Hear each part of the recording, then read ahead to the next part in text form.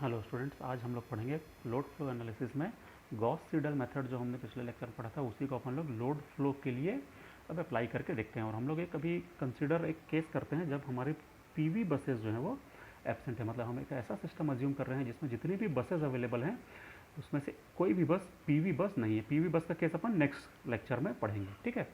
तो हम लोग ये एज्यूम करते हैं कि जो फर्स्ट बस है वो हमारी वो स्लैक बस है, और सेकंड से लेकर के जो बाकी सारी बसेस हैं वो सारी की सारी पी क्यू बसेस हैं, ठीक है। भी बस से जाने वाला जो करंट है, किसी भी बस का जो करंट है उसको हम लोग लिख सकते हैं इस प्रकार से, summation from P is equal to 1 Y I P V P.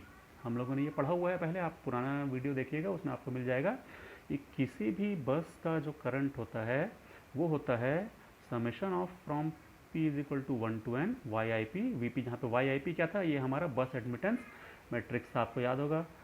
एक ऐसा अपन ने बस एडमिटेंस मैट्रिक्स बनाया था, तो आई और पी उसके कॉलम और उसके रो और कॉलम थे, और ये वी पी जो था उसके बाजू में एक हमने इसका मैट्रिक्स बनाया था, ठीक है। तो इसके बाद हम लोग आगे सॉल्व करना स्टार्ट करते हैं। अब सबसे पहले अपन लोग ये डिस्कस कर ले कि एक्चुअल में हमको करना क्या है, जो एम है हमारा, ये एम क्या है, ठीक है। जब अपना एम डिसाइड होगा तो आगे की प्रोसेस हम आराम से बना लेंगे। तो हमारा गॉस सीडल मेथड में एक एम क्या रहता है कि हम लोग जो वेरिएबल्स हैं, जो अननोन क्वांटिटीज़ हैं, उनके लिए इक्वेशंस बनाएं। जब वो इक्वेशंस हमको मिल जाएं, जितने भी अननोन हैं उन सब की इक्वेशंस, यदि अपने को जितने अननोन हैं उतनी इक्वेशंस मिल जाएं, उसके बाद अपन लोग Gauss Seidel method, iterative method को अप्लाई करके वन बाय वन एक एक अप्रॉक्सीमेशन में न्यू वैल्यूज़ निकालते जाते हैं, और फिर उन न्यू वैल्यूज़ को रख के फिर अदर अप्रॉक्सीमेशन निकालते हैं, फिर उसको रख के ऐसे करके अपन प्रोग्रेसिवली आगे बढ़ते जाते हैं। जो हमने गॉस सीडल मेथड का जनरल जो हम लोग ने जब पढ़ा था तब हम लोगों ने इसको डिस्कस किया था। तो हमारा मेन एम क्या है, सबसे पहले हमारा एम है कि we have to form equations. हमको इक्वेशंस फॉर्म करनी है। किसकी इक्वेशंस? जो अननोन क्वांटिटीज़ हैं, जो हमारे वेरिएबल्स हैं, उनकी इक्वेशंस हमको फाइंड करनी है। एक बार इक्वेशन फाइंड हो जाए तो फिर अपन गॉस सीडल मेथड को अप्लाई करके उन इक्वेशंस को सॉल्व करने की प्रोसेस प्रोग्रेसिवली इटरेटिवली हम लोग कर पाएंगे। तो अब हमको सबसे पहले ये देखना कि हमारा वेरिएबल क्या है, ठीक है। तो हम लोगों ने यहाँ पे क्या डिस्कस किया कि हमारे पास टोटल n बसेज हैं। n बसेज में से एक बस जो है वो स्लैक बस है, तो इसका मतलब है कि हमारे पास n-1 जो बसेज हैं वो कौन सी हैं, वो पी क्यू बसेज हैं। पी क्यू बसेज आपने पढ़ा था, types of P Q buses में हमने पढ़ा था कि मतलब टाइप्स ऑफ बसेज में हमने पढ़ा था पी क्यू बसेज क्या है, जहाँ पर स्पेसिफाई क्या क्या रहता है, जहाँ पे स्पेसिफाई रहता है P and Q of each बस, और जो अननोन रहता है वो क्या क्या रहता है, वो वी का मैग्नीट्यूड और उसका एंगल रहता है। तो वी का मैग्नीट्यूड और एंगल को अपन क्या कंबाइंड करके अपन वी फेजर लिख सकते हैं, लिख पाएंगे, क्योंकि वी फेजर का मतलब क्या होता है, उसकी मैग्नीट्यूड और उसका एंगल, है कि नहीं। तो इसका मतलब हमारे पास जो अननोन है वो क्या है, वी फेजर जो है वो अननोन है। अब मैं बार बार इसमें ये फेजर का साइन नहीं लगाऊंगा, आप ऑटोमेटिक समझ जाइएगा कि ये वी फेजर है जिसमें उसका मैग्नीट्यूड और एंगल दोनों इंक्लूडेड हैं, ठीक है। तो इसका मतलब है हमको किसकी इक्वेशंस बनानी है, हमको वेरिएबल्स की मतलब अननोन की इक्वेशन बनानी है। मतलब हमको किसकी इक्वेशन बनानी है, हमको वोल्टेज के फेजर की इक्वेशन सबसे पहले फॉर्म करनी है। जब हमारी वोल्टेज की इक्वेशन फॉर्म हो जाएगी उसके बाद अपन गॉस सीडल मेथड को वन बाय वन अप्लाई करेंगे, प्रोग्रेसिवली अप्लाई करेंगे, ठीक है। तो सबसे पहले अपन बनाना चालू करते हैं वोल्टेज की इक्वेशन। इसका पहला स्टेप मैंने यहाँ पर लिख दिया है कि किसी भी बस का जो करंट है वो इतना रहता है, ठीक है।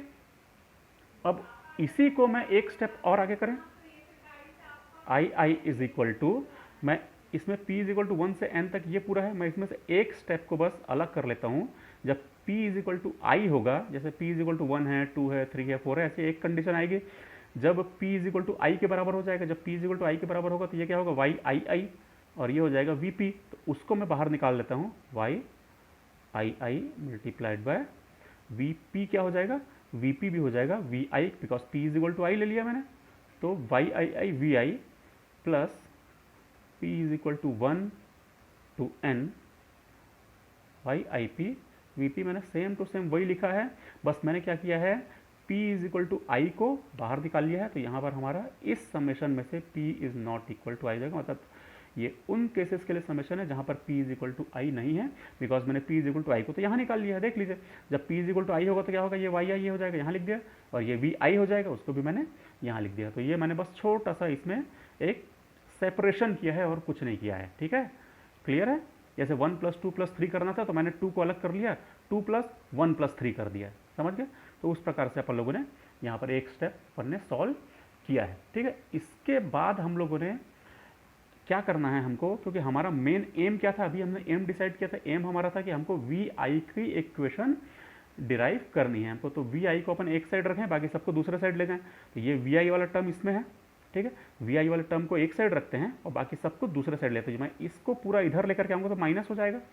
तो देखिए आई आई माइनस ये क्या हो जाएगा, p = 1 to n, जहाँ पर p is not equal to I है, Y I P V P, ठीक है, क्लियर है। ये मैंने कुछ नहीं किया, इसको उस साइड ले गया हूँ तो ये माइनस साइन में आ गया है। और इस पूरे को मैं लिख लेता हूँ एक ब्रैकेट में। तो क्या बचा इस साइड बचा Y I I into V I. उसमें से मैं वी आई को यहीं रखता हूँ, वाई आई को उधर ले जाऊँगा। तो जैसे ही वाई आई को उधर ले जाऊँगा तो ये वाई आई आई डिवीज़न में आ जाएगा, ठीक है। तो ये हमारी एक इक्वेशन बन गई। मान लो ये इक्वेशन नंबर 1 हो जा रही है, क्लियर है। मेरे ख्याल से कोई इसमें आपको प्रॉब्लम नहीं होगी इसको समझने में। अब नेक्स्ट स्टेप में मैं क्या करता हूँ कि एक हमने एक और फार्मूला पढ़ा हुआ है, मैं यहाँ पर उसको लिख रहा हूँ, ठीक है। एक हमने फार्मूला पढ़ा था कि कॉम्प्लेक्स पावर जो होती है v इंटू आई का कॉन्जुगेट होती है, याद है आपको। और यदि मैं s का कॉन्जुगेट निकालता था तो क्या होता था, v का कॉन्जुगेट इंटू आई। ये सब हम लोग पावर फ्लो इक्वेशन में पढ़ चुके हैं पहले भी, है ना, इसके पहले वाले वीडियो में, ठीक है।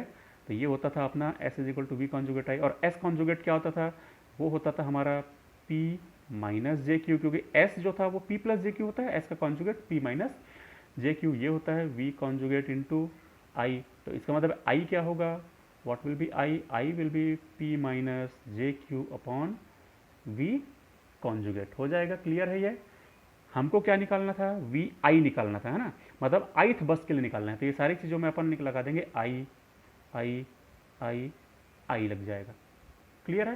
इसका मतलब क्या है, I I = PI - jQI upon v conjugate I, ठीक है। इसी आई को मैं इस इक्वेशन नंबर 1 में रख दूँ। ये इक्वेशन नंबर 1 जो हमने निकाली है, तो क्या हो जाएगा, अब ये हो जाएगा, देखते जाइए ध्यान से, मैं वहीं से देख देख के बस लिख रहा हूँ, आप भी लिखते जाइए कॉपी में।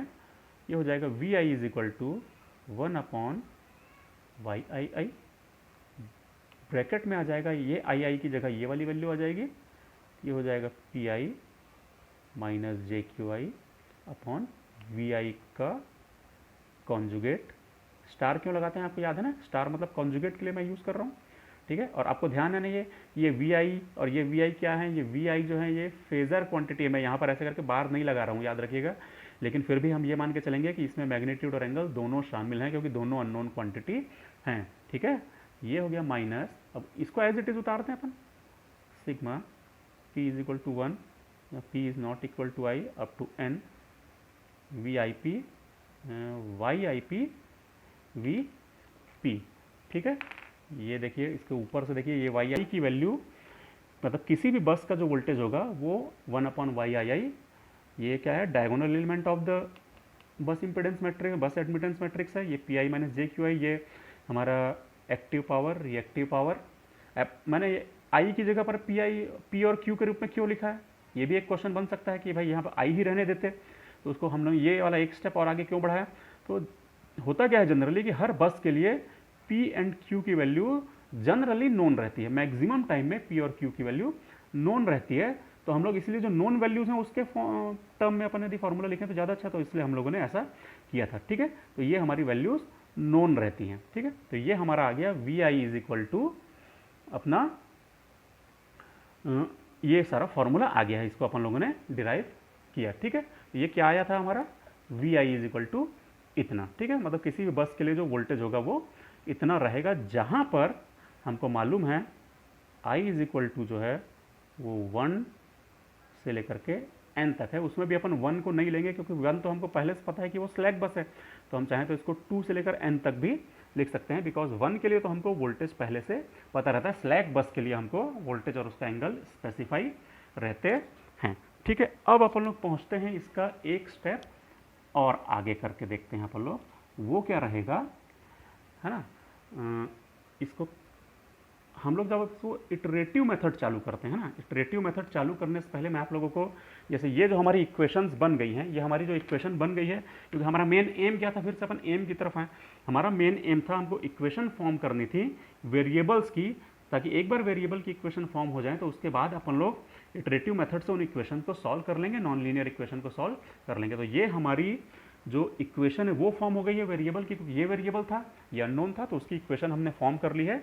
अब हम इन इक्वेशंस को, बिकॉज ये नॉन लीनियर इक्वेशंस है, क्योंकि ये सारी की सारी कॉम्प्लेक्स क्वांटिटीज हैं, तो इसको अपन लोग इटरेटिव मेथड से आगे चल करके सॉल्व करेंगे। मैंने इसका एक छोटा सा एग्जाम्पल लिया है, देखिए आप लोग, उस एग्जाम्पल को मैं बता दे रहा हूँ इक्वेशन को समझने के लिए, जस्ट इक्वेशन को समझिए, है ना। ये मेरा एक छोटा सा एक एग्जाम्पल है, इसको देखिए। इक्वेशन को सिर्फ हम समझ रहे हैं, कैसे समझेंगे कि कंसीडर ए 5 बस सिस्टम, जहां पर ये वाई बस मैट्रिक्स है हमारा। वाई बस मैट्रिक्स में कुछ एलिमेंट्स हैं, कुछ एलिमेंट्स जीरो भी होते हैं, ठीक है। तो ये हमारा वाई बस मैट्रिक्स है। हमने जो इक्वेशन डिराइव की थी अभी जस्ट इसके पहले वो ये थी, मैंने दोबारा लिखा है वही सेम चीज़ को। इन्हीं इक्वेशंस को यूज़ करते हुए यदि मैं आई जो है, यहाँ पर हमने 5 बस सिस्टम लिया है, इसका मतलब आई इज इक्वल टू 1 से लेकर के 5 तक होगा, कोई भी वैल्यू हो सकती है। तो मेरे पास कितनी इक्वेशन बनेगी, 5 बस में 5 इक्वेशन बनेगी। तो ये 5 इक्वेशन मैंने बनाई हैं इसी फॉर्मूले को यूज़ करते हुए। ध्यान रखिएगा, ये हमारा बेसिक फॉर्मूला, ये हमारा बेस इक्वेशन है, ठीक है। तो V1 इज इक्वल टू, तो V1 ही होगा क्योंकि वो स्लैक बसेस में हमको सारी क्वांटिटीज नोन रहती है, तो हमको दोबारा निकालने की जरूरत नहीं। तो V2 is equal to Y1 to 2, क्योंकि ये वाले फॉर्मूले को देखिए, Vi था तो Yii आता है, यदि I की वैल्यू 2 है तो ये Y22 हो जाएगा, तो ये Y22 हो गया। Pi है तो यहाँ पे I इज इक्वल टू 2 रखेंगे, तो P2 माइनस JQ2, V2 का कॉन्जुगेट, ठीक है, माइनस उसके बाद क्या हमारी वैल्यू थी, P इज इक्वल टू 1 से लेकर के n तक जाती है, तो P इज इक्वल टू 1 से 5 तक जाएगी, जहां पर I is not equal to P is not equal to 2, क्योंकि 2 यहाँ पर ले लिया है अपन ने, और Y22 तो बाहर निकल गया। फिर Y2P VP वो यहीं से देख देख के मैंने इसको समेशन किया। यदि मैं एक्सपेंड करके इसी एग्जाम्पल को लिखना चाहूँ तो मैंने 3 में उस पूरे को इसको मैंने पूरा एक्सपेंड पे किया है, थर्ड बस के लिए किया है।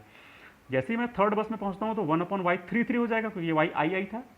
फिर P3 minus JQ3 upon V3 का कॉन्जुगेट, ऊपर के फॉर्मूले को आप देखते रहिएगा साथ साथ, है ना, ऊपर का फॉर्मूला देखते रहिए, ठीक है। माइनस जैसे ही मैं इस समेशन साइन को खोलूंगा तो P इज इक्वल टू सबसे पहले 1 आएगा, ठीक है, फिर P इज इक्वल टू 2 आएगा, फिर P इज इक्वल टू 3 नहीं आएगा, क्योंकि P should not be equal to I होना चाहिए, इसलिए P इज इक्वल टू 3 को नहीं लेंगे, सीधे P is equal to 4, P is equal to 5 को ले लेंगे। तो कौन कौन से टर्म आएंगे हमारे, सबसे पहले P इज इक्वल टू 1 और I इज इक्वल टू 3, तो Y32 V2 Y34 V4, 5 वाला टर्म क्यों नहीं आएगा, तो इसमें देख लीजिए, ये पहला दूसरा तीसरे में जो 5वां टर्म है वो 0 है, वो मल्टीप्लाई होकर 0 हो जाएगा, तो उसको लिखने की जरूरत नहीं, मैंने उसको एलिमिनेट कर दिया।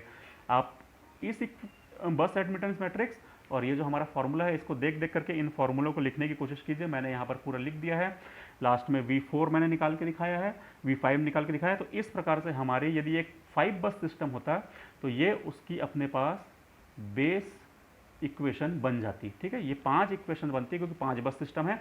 100 बस सिस्टम रहेगा तो 100 इक्वेशंस बनेंगे, ठीक है। 10 बस सिस्टम होता तो 10 इक्वेशन बनती। तो ये बेस इक्वेशन एक बार हमारी बन गई, मतलब हमारा जो एम था वो हमने अचीव कर लिया। सबसे पहला एम क्या था, इक्वेशंस को फॉर्म करना। इक्वेशंस फॉर्म हो गई हैं, जब एक बार इक्वेशन फॉर्म हो गई है तो अब इसको सॉल्व करने के लिए अपन इटरेटिव मेथड फिर से लगाएंगे। तो यहाँ पर मैं फिर से इटरेटिव मेथड्स को अप्लाई करना चालू करूँगा। तो इटरेटिव मेथड्स में क्या होता था, याद है आपको, गॉस सीडल मेथड में सबसे पहले क्या रहता था कि सबसे पहले हम लोग इनिशियल वैल्यू अज्यूम करते थे। मतलब मैं V1 की वैल्यू अज्यूम करता था, V1 0, V2 की अज्यूम करता था, V2 0, ऐसे करते करते Vi की अज्यूम करता था, Vi 0, और ऐसे करते करते Vn की अज्यूम करता था, Vn 0, ठीक है। ये सारी वैल्यूज अज्यूम करता था। और उसका फिर फर्स्ट अप्रॉक्सीमेशन क्या लेता था, फर्स्ट अप्रॉक्सीमेशन जैसे ही मैं लेता था तो आता V1 की इक्वेशन आती इसी फॉर्मूले पर बेस्ड, ठीक है। और उसमें कौन कौन सी वैल्यू में रखता, तो आप देखिए Y11 P1 minus JQ1 upon V1 का कॉन्जुगेट, और इसकी वैल्यू रहती है अपनी 0 इटरेशन वाली, मतलब ये जो अज्यूम्ड वैल्यू है वो हमको रखनी पड़ती। इसमें क्यों नहीं रखी अपन ने इटरेशन की वैल्यू, क्योंकि ये तो कांस्टेंट है, ये इटरेशन से इस पर कोई इफेक्ट नहीं पड़ता है।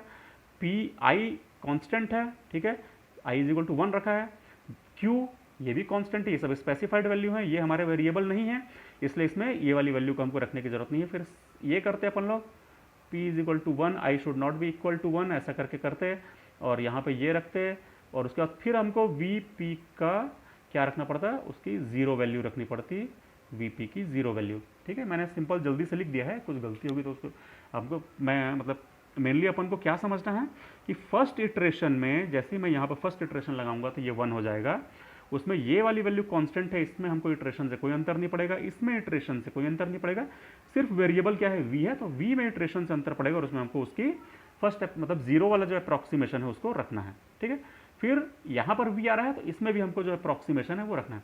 जैसे ही मैं v2 निकालूंगा तो फिर वही काम होगा, v3 निकालूंगा तो फिर वही काम होगा, लेकिन जैसे ही मैं सेकंड अप्रॉक्सीमेशन में पहुंचूंगा तो सेकंड अप्रॉक्सीमेशन में मेरे को ये वाली लेटेस्ट वैल्यू मिल गई है, तो उस लेटेस्ट वैल्यू को रखूंगा तो फिर से ये 1/y11, ये p1 माइनस jq1, इसमें तो कोई अंतर नहीं पड़ने वाला है, ये तो वही के वही रहेंगे। लेकिन जैसे ही मैं v1 का कॉन्जुगेट निकालूंगा तो कौन से अप्रॉक्सीमेशन के लिए निकालूंगा, ये फर्स्ट अप्रॉक्सीमेशन, ये जो वैल्यू निकली थी वो आ जाएगी। सिमिलरली इधर पे भी वैसे ही अपन करेंगे। ठीक है, तो ऐसे करते करते फर्स्ट अप्रॉक्सीमेशन सेकंड अप्रॉक्सीमेशन करते करते मान लो मैं पहुंच गया k+1 अप्रॉक्सीमेशन में। ठीक है, k+1 अप्रॉक्सीमेशन में मैं जैसे ही पहुंचूंगा तो फॉर्मूला क्या बन जाएगा, vi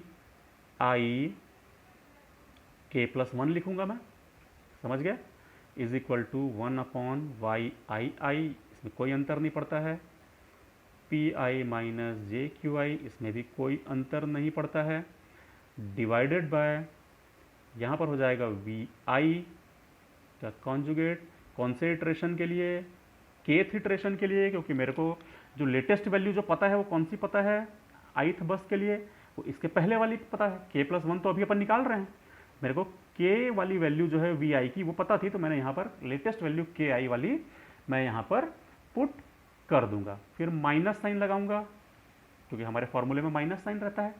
अब हमको लिखना है सिग्मा, है ना, मतलब समेशन ऑफ ये वाली जो फॉर्मूला था p is equal to 1 is not equal to I Y I P V P. यहाँ पर फिर देखिए ये एक वेरिएबल है, ये बहुत ज़रूरी चीज़ है, इसको ध्यान देने की बहुत ज़्यादा ज़रूरत है।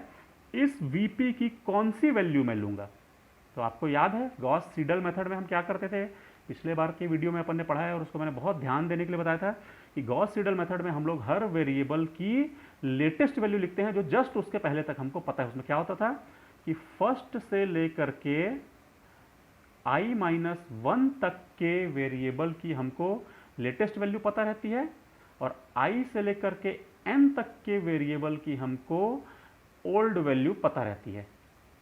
ठीक है, लेटेस्ट वैल्यू मतलब k+1 इटरेशन में जो निकली है और ओल्ड वैल्यू मतलब जो kth इटरेशन में हमसे निकली है। याद है आपको? यदि याद नहीं होगा तो पिछला वीडियो देखिए, आपको समझ में आ जाएगा। तो ध्यान है आपको, यदि मैं ith बस के लिए निकाल रहा हूँ, ith है ना, तो ith बस के लिए यदि मैं वोल्टेज निकाल रहा हूँ या कोई भी चीज़ निकाल रहा हूँ तो i-1 तक के लिए, 1 से लेकर के i-1 तक के लिए k प्लस फर्स्ट इटरेशन की वैल्यू और i से लेकर के n तक के लिए, i से लेकर के n तक के लिए i to n हमको kth बस की वैल्यू लिख, मतलब kth इटरेशन की वैल्यू लिखना है। याद आया? तो हमको अब क्या करना पड़ेगा, ठीक है, जब मैं इस समेशन साइन को ले रहा हूं तो उसमें तो p इक्वल टू 1 से लेकर के n तक जा रहा है, मतलब उसमें i-1 तक की भी चीज़ें शामिल हैं और i से आगे की चीज़ें भी शामिल हैं। तो मेरे को फिर इसको दो पार्ट में तोड़ना पड़ेगा। दो पार्ट में मैं कैसे इसको तोड़ूंगा तो देख लीजिए, ये हो जाएगा p इक्वल टू 1 से कहाँ तक का, i-1 तक मेरे को न्यू वैल्यूज लिखना है, तो मैं इसको ले लूँगा i-1 तक के लिए।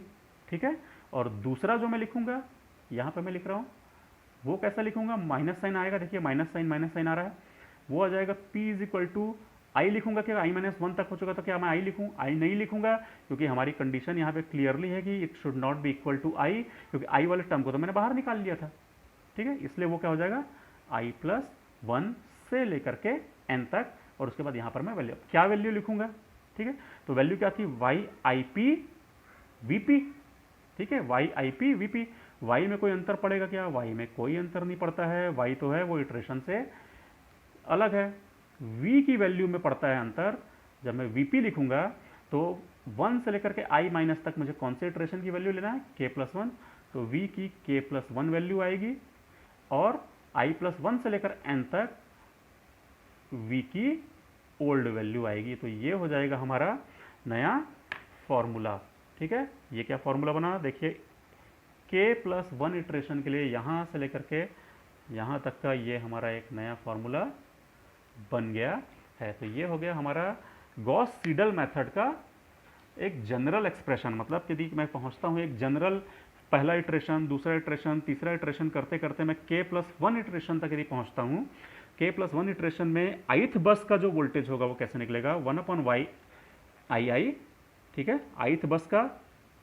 उसके बाद P I minus J Q I upon V I, कौन सा, इसके पहले वाली इटरेशन में जो वैल्यू निकली होगी वो -1 से लेकर i-1 तक में सारे वोल्टेज कौन से लिखेंगे अपन, वो लिखेंगे लेटेस्ट वाले, मतलब इसी इटरेशन में जस्ट जो पहले निकला था वो वाली वैल्यू लिखेंगे। -i+1 से nth बस के लिए कौन सी लिखेंगे, तो पुराने वाले जो हमारे थे जस्ट इसके पहले वाले इटरेशन में जो वैल्यूज निकली थी, मतलब kth इटरेशन में जो वैल्यू निकली थी वो हम लोग पुट करते हुए जाएंगे। ठीक है, तो ये हो गया हमारा गॉस सीडल मेथड का मेन। कब तक करेंगे अपन ऐसा, मतलब कितने इटरेशन तक जाएंगे, k+1 तक तो पहुंच गए, और कहां तक चलें, और कहां तक चलें, तो वो बहुत सिंपल है निकालना। तो एक वैल्यू हम फाइंड करेंगे वी आई k+1, ठीक है, जो ये जस्ट यहां पर जो हमने निकाला है ना वी आई k+1 में अपन उसका चेंज निकालेंगे, वो इज इक्वल टू क्या होगा, del V I k+1 minus, इसको मैं फिर से लिख रहा हूं, del V I k+1 is equal to V I k+1 minus V I of kth iteration. ठीक है, इसका मतलब क्या है कि k+1 इटरेशन में जो बस का वोल्टेज निकला है उसको उसके पिछले इटरेशन में जो बस का वोल्टेज निकला था उन दोनों का अपन डिफरेंस लेंगे, और यदि ये जो डिफरेंस अपना आ रहा है जिसको मैंने डेल्टा वी आई k+1 नाम दिया है, यदि ये वैल्यू कम आती है एक प्री स्पेसिफाइड वैल्यू से, जो कि अपन एरर बोलते हैं जनरली, यदि हमारी एरर जो है वो एक प्री स्पेसिफाइड एरर से कम आता है तो हम इटरेशन को बंद कर देंगे और ये हमारा आंसर हो जाएगा। यदि एरर से ज़्यादा चेंज आता है, मतलब हमारी एरर अभी भी ज़्यादा है, तो अपन एक इटरेशन और परफॉर्म करेंगे और फिर हर बार इसको चेक करते जाएंगे, और जैसे ही हमको लगेगा कि अब एरर की वैल्यू एकदम कम हो गई है, हमको डिजायर्ड एक्यूरेसी मिल रही है, तो हम उसी इटरेशन में जो वैल्यू आ रही है, ये वाली वैल्यू जो हमको फाइंड हो रही है, उसको हम अपना आंसर मान लेंगे, मतलब ये हमारा आंसर हो जाएगा। ठीक है, अब होता क्या है कि ये वैल्यू जो है ये हर एक इटरेशन में कांस्टेंट रहती है। मैंने बताया कि इस वैल्यू का इटरेशन में कोई इफेक्ट नहीं पड़ रहा है, इस वैल्यू का इटरेशन में कोई इफेक्ट नहीं पड़ रहा है, इसका इटरेशन में कोई इफेक्ट नहीं पड़ रहा है। तो हम लोग थोड़ी सी मेमोरी बचाने के लिए क्या करते हैं, हम लोग एक अजम्पशन लेते हैं, वो अजम्पशन में ले रहा हूँ ए आई इज इक्वल टू अपन लेते हैं P I minus J Q I divided bye, मैं इसको अंदर ले जा रहा हूँ वाई आई आई। ठीक है, क्योंकि ये वैल्यू हर इटरेशन, मतलब एक बार अपन ने इटरेशन ले ली तो वो सेम रहती है, वो बार बार चेंज नहीं होती, इसकी वैल्यू हर बार सेम रहती है हर अननोन के लिए, मतलब एक पर्टिकुलर इटरेशन में हर वेरिएबल के लिए। ठीक है, दूसरा मैं एज्यूम कर रहा हूँ B I P is equal to Y I P, ये कहाँ से लिया मैंने, ये यहाँ से लिया है वाई आई पी, और ये वाला वाई आई अंदर जाएगा तो ये डिवाइड हो जाएगा वाई आई आई। ठीक है, इन दोनों को मैंने एक कांस्टेंट अज्यूम कर लिया है कि ये मान लो मेरे कुछ कांस्टेंट हैं, इसको एक बार इटरेशन शुरू होने से पहले अपन कैलकुलेट कर लेंगे और फिट कर देंगे, और उसको हर बार हर वेरिएबल के लिए, जैसे v1 के लिए, फिर v2 के लिए, फिर v3 के लिए, फिर v4 के लिए, ये अपना आगे सेम वैल्यू चलती जाएगी। ठीक है, उसके बाद अपन क्या करेंगे, इन वैल्यूज़ को यहाँ पर अपन पुट करके देखते हैं तो क्या आएगा, फॉर k+1 इटरेशन के लिए V I k+1 is equal to, ये आ जाएगा अपना P I minus J Q upon Y I, ये जो हो जाएगा वो हो जाएगा A I divided by V I का conjugate for kth iteration, minus ये वाला जो अपना समेशन था वो क्या था, for p is equal to 1 to i-1 था, और ठीक है वाई आई पी डिवाइडेड, इस वाई आई को अंदर ले जा रहे हैं ना, तो वाई आई पी अपॉन ये जो है अपना है बी आई पी, ठीक है, multiplied by V P k+1, फिर माइनस यहाँ से मैं वैल्यू पुट कर रहा हूँ, यहाँ से p is equal to i+1 से लेकर के n, Y I P upon Y I I को तो अपन ने क्या मान लिया है, P I P V P के, वी पी ये के था, ठीक है, ये हो गया। तो हम लोग ए आई और बी आई की वैल्यू पहले कैलकुलेट कर लेंगे और सीधे पुट कर देंगे, ताकि हमको बार बार वही कैलकुलेशंस बार बार ना करना पड़े, और फिर इस फॉर्मूले को यूज़ करते हुए थोड़ा सा और इजी वे में अपन लोग उसको निकाल सकते हैं, ठीक है। तो ये हो गया हमारा पूरा गॉस सीडल मेथड, ठीक है। तो इस प्रकार से इस फॉर्मूले का यूज़ करते हुए अपन लोग हर बस में वोल्टेज का फेजर, मतलब वोल्टेज का मैग्नीट्यूड और उसका एंगल कैलकुलेट कर सकते हैं, ठीक है। हमने ए आई और बी आई क्यों निकाला था ये भी आप लोगों को समझ में आ गया होगा, क्योंकि ए आई और बी आई की वैल्यू जो है वो हर इटरेशन पे बार बार चेंज नहीं होती। हम एक बार उसको यूज़ कर लेते हैं, मतलब एक बार उसको कैलकुलेट कर लेते हैं, और फिर हर इटरेशन में ए आई और बी आई की वैल्यू को सेम टू सेम पुट करते जाते हैं, तो हमारा जो कैलकुलेशन थोड़ा सा ईजी हो जाता है, ठीक है। और हम लोग अच्छा लास्ट में एक चीज़ और अपन लिख सकते हैं कि यहाँ पर I is equal to 2, 3, 4 up to n होता है। तो 1 क्यों नहीं लिया मैंने, क्योंकि 1 हमारी स्लैक बस है, वहाँ पर हमको वोल्टेज की वैल्यू ऑलरेडी पता रहती है। तो I की वैल्यू 2, 3, 4 अप टू n तक जितनी बसेस हैं उतना हम लोग यूज़ कर सकते हैं। आगे भी इसी प्रकार के वीडियो देखने के लिए आप लोग मेरे चैनल को ज़रूर सब्सक्राइब कीजिए। मेरे चैनल का नाम है ई ज्ञान। Thank you.